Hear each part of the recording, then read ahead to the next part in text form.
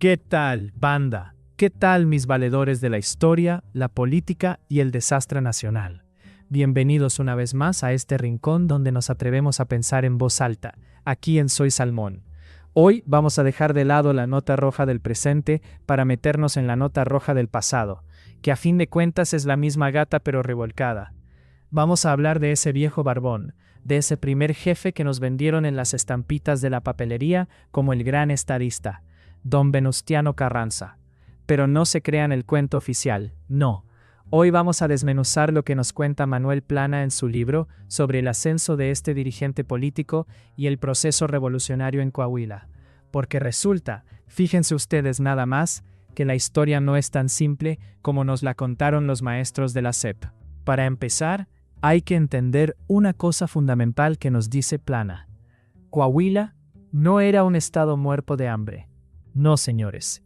Según este estudio, la modernización de la industria, el algodón en la laguna y los ferrocarriles habían transformado la estructura productiva. Coahuila no presentaba a finales del Porfiriato señales de una crisis económica que justificara un estallido social por sí misma. Entonces, ¿por qué diablos se levantaron en armas? Pues porque la bronca era política. Era un pleito entre las clases medias, entre maderistas y reyistas, que curiosamente pertenecían a la misma generación que los científicos de don Porfirio. Es decir, fue una desestabilización de la clase política local, mucho más profunda que en otros lados. Y aquí es donde la puerca tuerce el rabo y la cosa se pone sabrosa.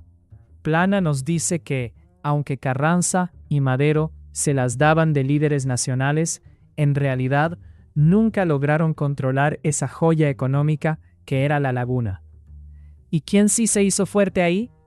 Pues nada menos que mi general Francisco Villa. Fue el control de la laguna lo que le dio a Villa los recursos y los hombres para formar ese ejército, que luego controlaría Chihuahua y Durango. Carranza, ese viejo senador porfirista, porque eso era, un hombre del sistema, se topó con una realidad que le quedaba grande. El libro nos plantea una situación fascinante. Un verdadero callejón sin salida al que llegaron Carranza y sus muchachos. Fíjense en la paradoja. Si convocaban a elecciones y respetaban la ley, se tardarían años y no harían las reformas sociales que la gente pedía a gritos.